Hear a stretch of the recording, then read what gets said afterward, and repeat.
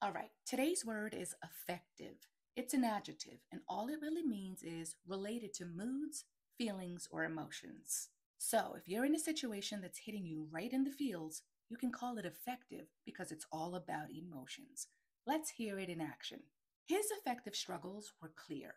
He couldn't shake the low mood that seemed to hang over him all day. Another example would be when dealing with anxiety, it's often the affective side that gets the hardest hit, leaving you feeling drained and disconnected.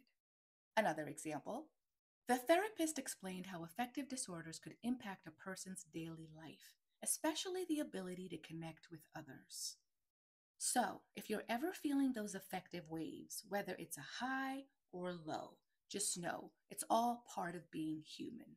Be kind to yourself and remember, every feeling is temporary. Keep riding the waves, and I'll catch you in the next video. You're welcome.